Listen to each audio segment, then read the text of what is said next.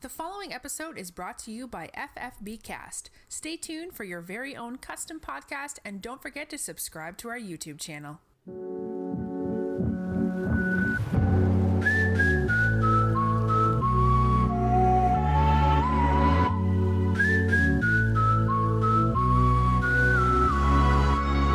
You are listening to the How Do I Fantasy podcast, brought to you by FFB Cast. I am your host, Joseph Hoppy, and today we are recording the Week 13 recap episode, where we are going to take a look at the overall standings. We'll take a look at the playoff seeding moving forward.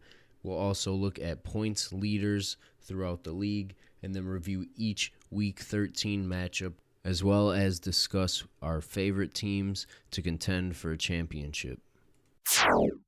Now let's dive into the standings here. We have at the top of the list Team Clay Bombers with a 12-1 record, completely dominating all season long with over 1,631 points scored on the season. At number 2, we have Debemos Limpiarlos Blancos with a 9-4 record. Clay Bombers and Debemos locking in a first-round bye in the playoffs. At number 3, Schindels List with also a 9-4 record, outscoring Debemos, but due to the divisional separation in this league, Debemos gets the bump with the important first-round bye in the playoffs. At number 4, we have Big Eats finishing with an 8-5 record, the only team finishing 8-5, but also the only team finishing with less than 1,300 points getting into the playoffs. The 5th, 6th, and 7th teams, respectively, are Patriots of the South, congrats on the Chubb, and Forever Unclean, all finishing with a 7-6 record. Good luck to these teams next year. A winning season, but not quite enough to advance. Now, at a tie, three-way tie with a 6-7 record is Hoomstevant, Milf Hunter, and Team I Suck, rounding out the top 10 seeds in this league. At 11, we have El Concussion finishing 5-8. 12 is The Geis is Right with a 4-9 record. And 13, we have Jack Marius, Tack, the Rich Ricks, probably one of the longer team names that I've had to say in quite some time, with a 3-10 record. And last but not least, or maybe they were least, Vegit Guko finishing last in this league with 2-11, with Vegit Guko winning its last 2 games to avoid a winless season, which is probably all they wanted at that point. Now, congratulations to the teams who did make the playoffs, especially the teams with the first-round bye. May they contend for a championship, but stay tuned to hear our thoughts on the real contenders as we break down the Week 13 matchups. Now, our first matchup review under the microscope was a battle between Hoomst and Patriots of the South.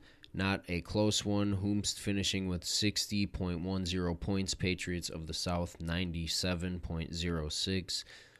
Hoomstevant starting Cam Newton, getting only 13.3 points out of Cam.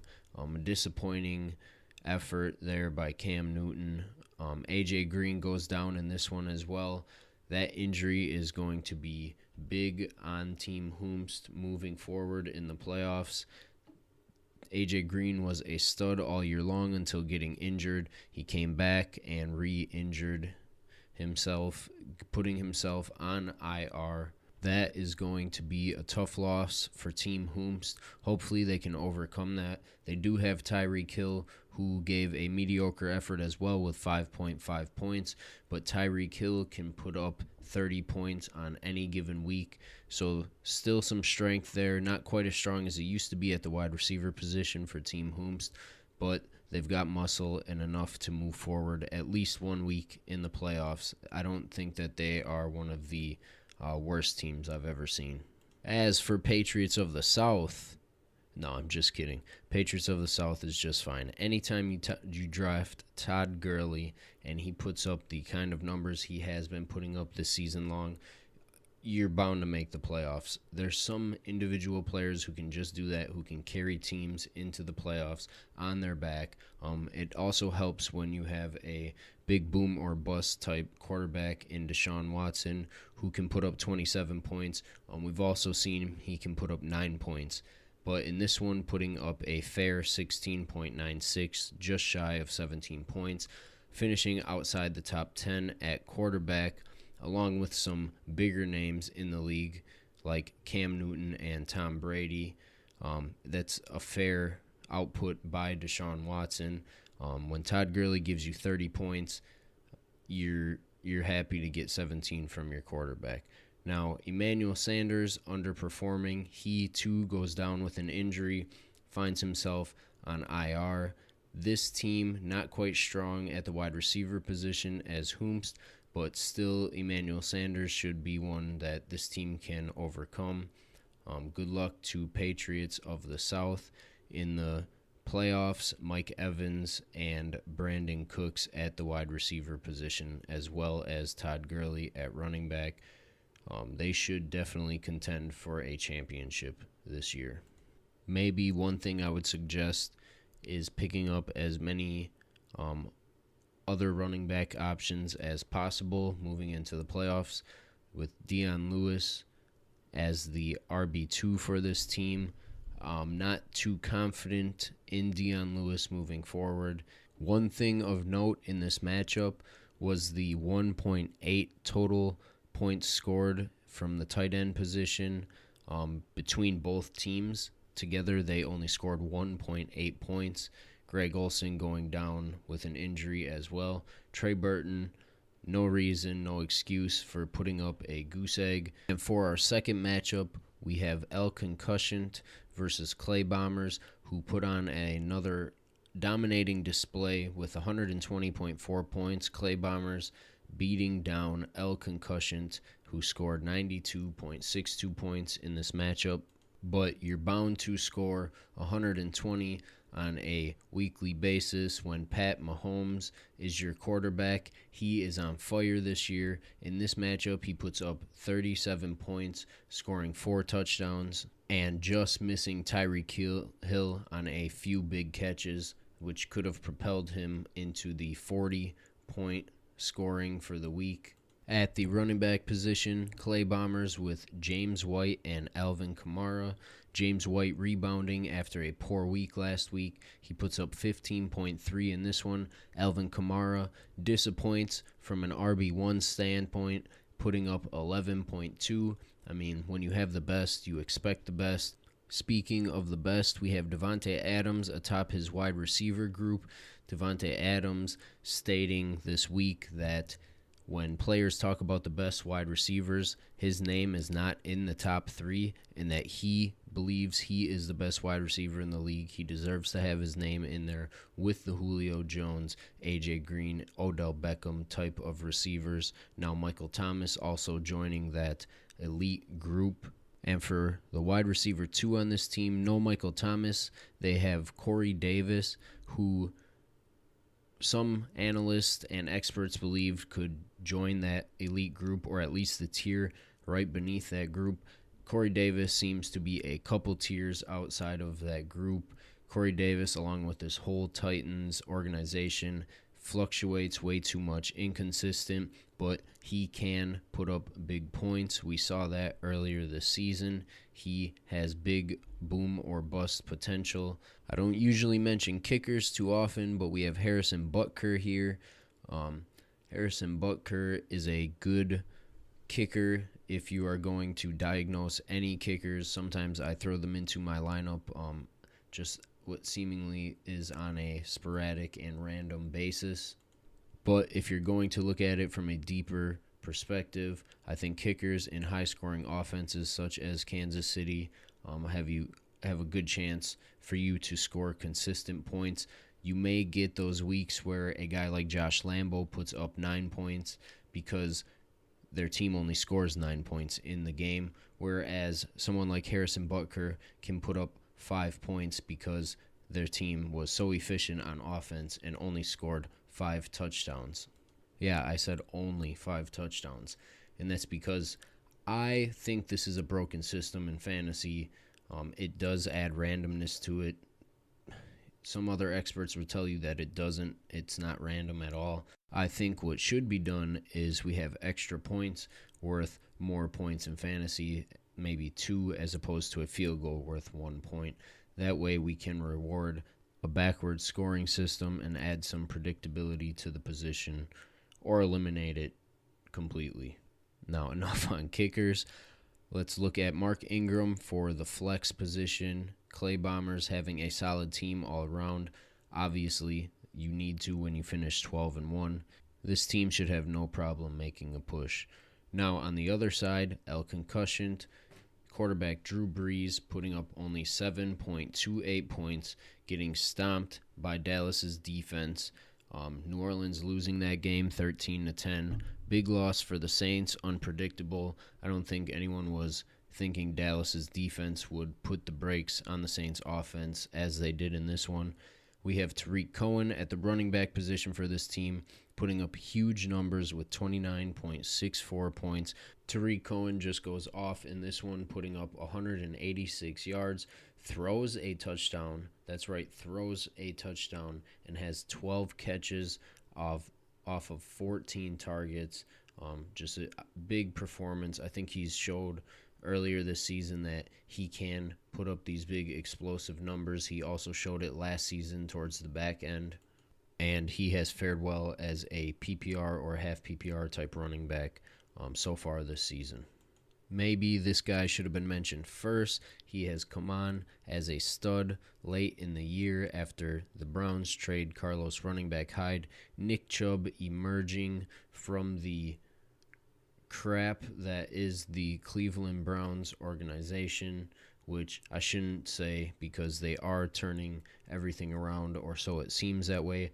I would not be surprised to see Mike McCarthy head coaching this team next year. Nick Chubb, though, a nice young talent to pair with Baker Mayfield. He has emerged as an RB1, I think, this season. I think he'll be drafted high next year as well, maybe in the top 3 rounds. Nick Chubb puts up 14.7 points in this one, which is an average output from a Cleveland running back. I cannot believe I am saying that. With T.Y. Hilton as this team's most talented wide receiver, they have an average group, I'd say, with Tyler Lockett and Kenny Golladay, who have both flash potential. Tyler Lockett scoring a lot of touchdowns this year. He has been a very useful wide receiver 3. Golladay, didn't really expect too much from him going into this year after the injury last year, but he has put on display that he can go off in any given week. Kenny Golladay only getting 6.5 points in this one. I think that is a nice floor for Golladay, especially with Golden Tate out of Detroit. In our next matchup, we have the Geis is Right, scoring 105.2 points, a decent performance, but loses to Vejit Guko, who decides to finally show up, winning 2 straight to finish out the season, providing that those were the only 2 wins that they did have this season. So at least they avoided a winless record. Vejit Guko in this one puts up 114.44 points, beating out the Geis is Right by nearly 9 points this game. Vejit Guko getting the most of its points from Antonio Brown at the wide receiver position. They also have Amari Cooper, who has dug himself out of the grave, which was Oakland's offense. Amari Cooper becoming relevant here in Dallas. The running back position on this team is a bit of an eyesore. Lamar Miller finally coming on late this year. I think he has more than 4 games with 100 yards rushing, and also TJ Yeldon with Giovanni Bernard, who he started at the flex position. Yeldon, I expect to go back to relevance with Leonard Fournette coming back from a suspension after throwing a punch to a man's helmet and instigating that fight. Leonard Fournette was suspended for 1 week. And with Tom Brady not being the old Tom Brady this year, really disappointing.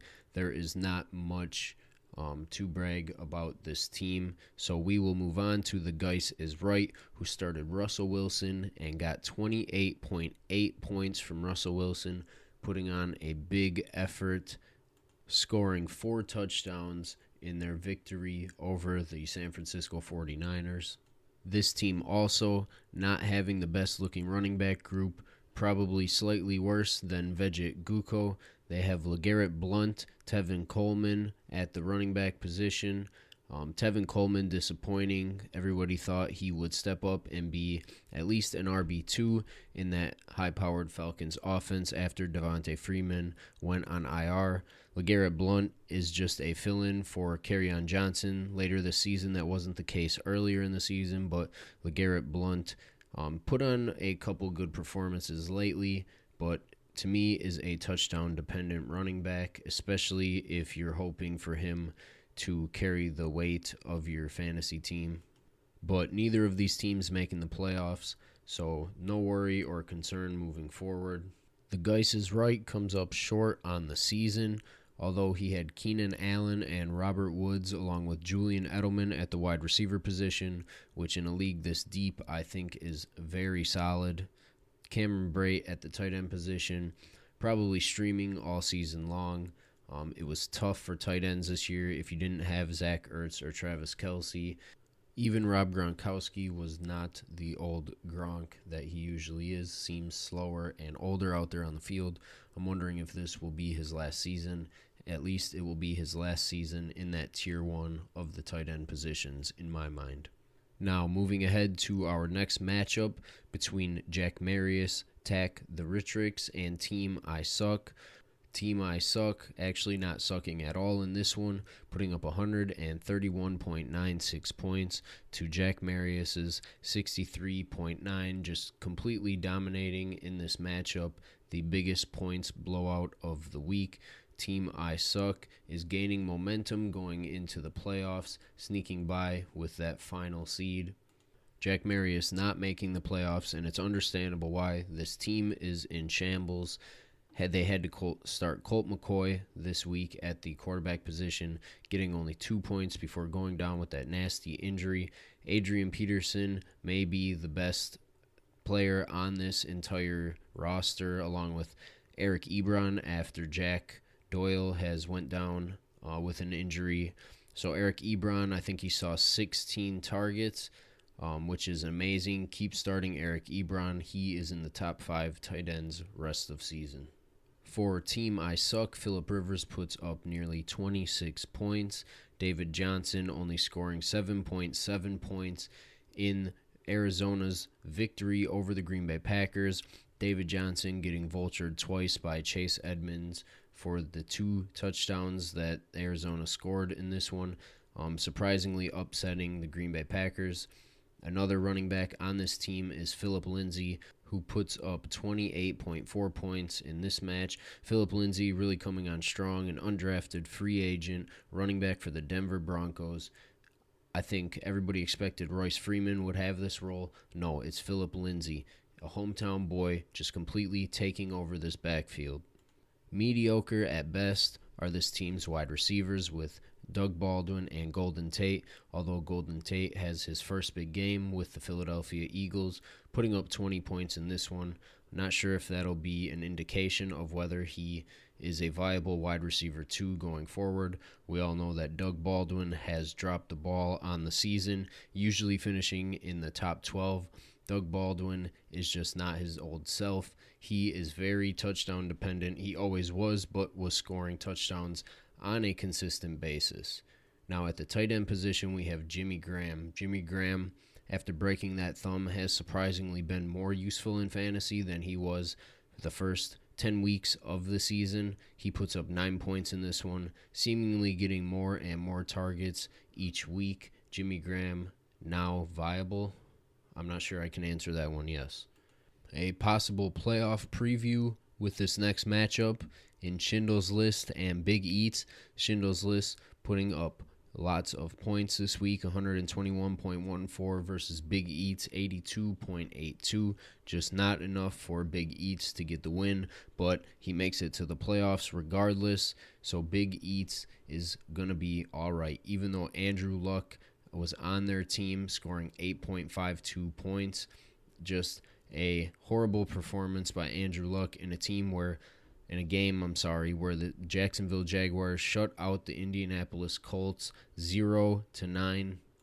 An uncharacteristic game from Andrew Luck and a characteristic game of the 2017 Jaguars team.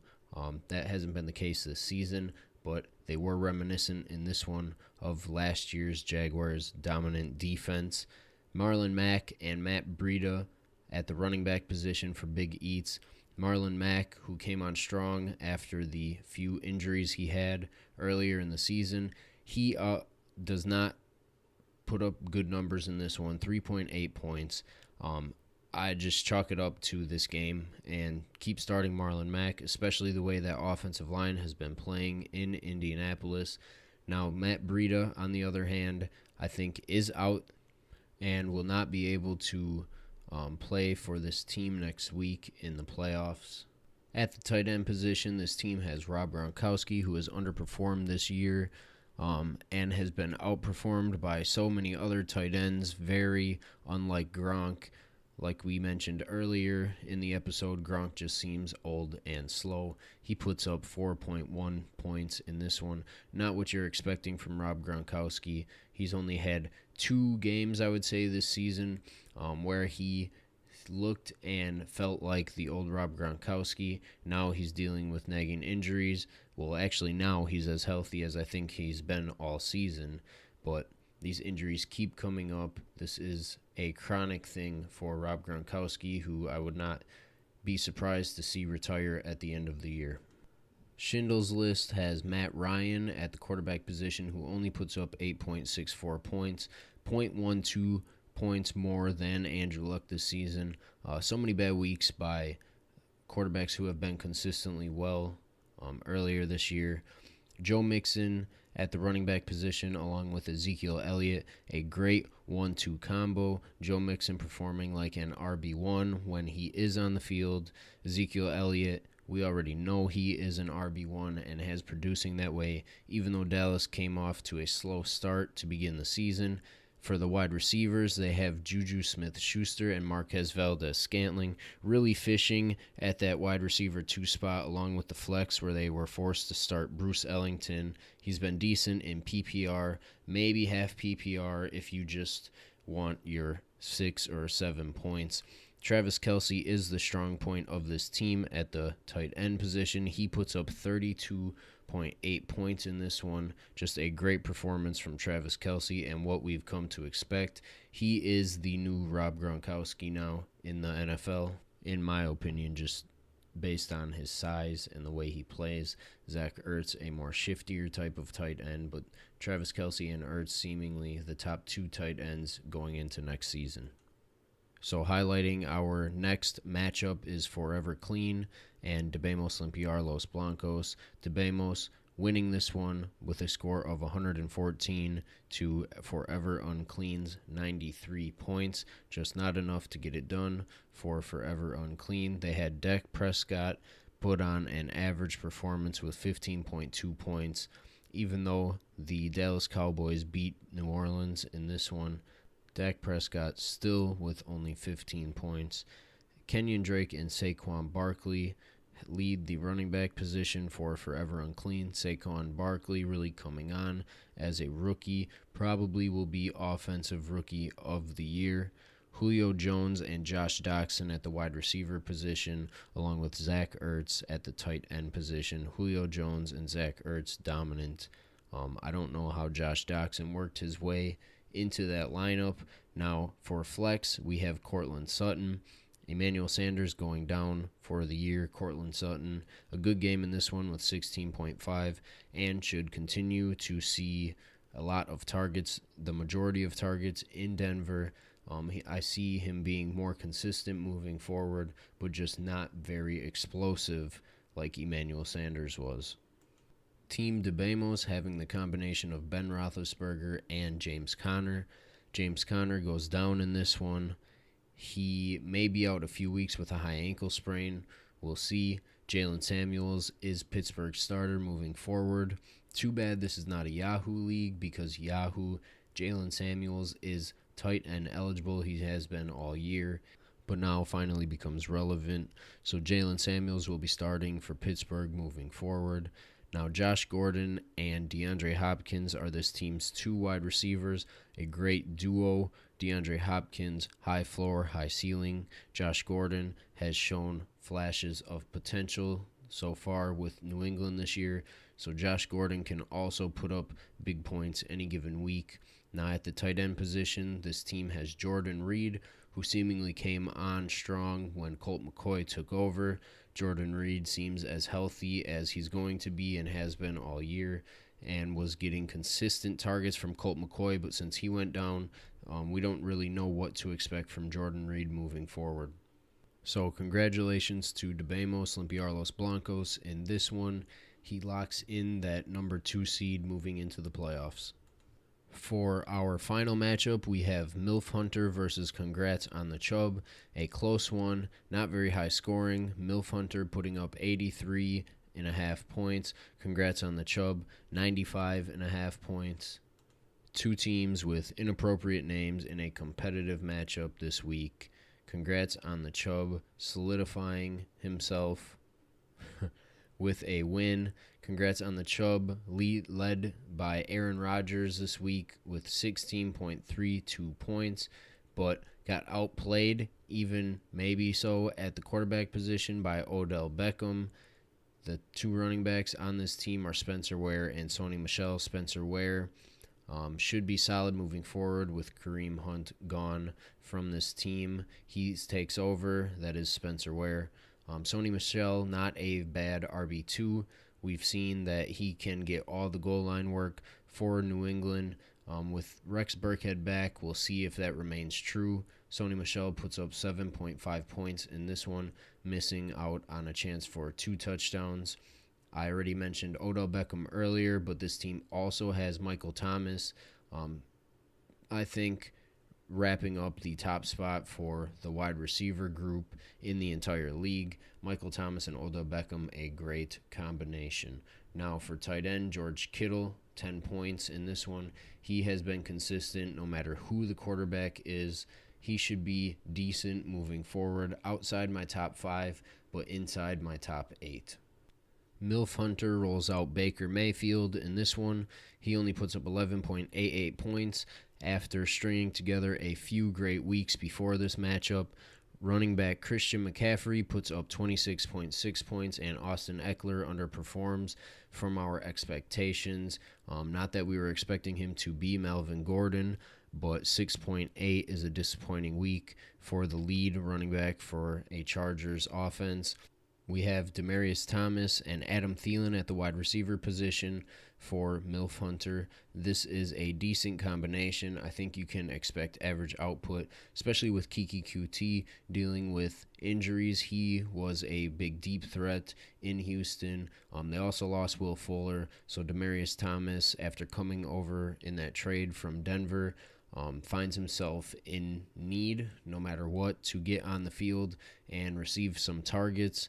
I think he is a great option moving forward, should be consistent, and as we know, Deshaun Watson can be electric. At the tight end position, this team has Vance McDonald, probably better off streaming other options next week and in the playoffs. To me, he is a touchdown-dependent tight end. Peyton Barber at the flex position for this team. Peyton Barber getting the work in Tampa Bay, even though Tampa Bay seems to be passing more than anything. So let's take a look at the playoff matchups. The first 2 seeds receiving a first-round bye. Those were teams Clay Bombers and Debemos Limpiar Los Blancos. So they will automatically advance to the semifinals. In our quarterfinal matchups, we have Big Eats, the number 4 seed, facing off against the number 5 seed. Congrats on the Chubb.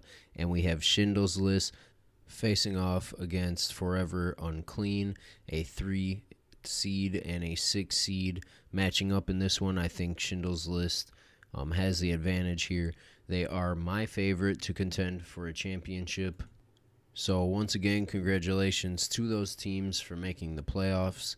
Moving forward, maybe they should take a look at any defenses that they like with good playoff schedules. I always like to look a couple weeks in advance when moving on to the playoffs. So get out there on your waiver wire and see if there's anything useful out there. Also, a good strategy is to play defense. So if you notice that your opponent is streaming defenses, go ahead and pick up whatever defenses that you think they might want to stream throughout the playoffs. It's a good defensive strategy if you have the room on your bench. I'm not saying go out and cut someone to do this, but it may help you in your run to the championship. You're listening to an FFBcast podcast. For more custom content, visit us online at ffbcast.com. So that just about does it for this week's Week 13 recap episode for the How Do I Fantasy League. This seems like a very competitive league, so thank you guys for being a part of this Twitter promotion by FFBcast. I really hope that you enjoyed the show. That concludes this episode. Follow us on Twitter at FFBcast and email your questions to ffbcast@gmail.com. See you next time for more fantasy greatness.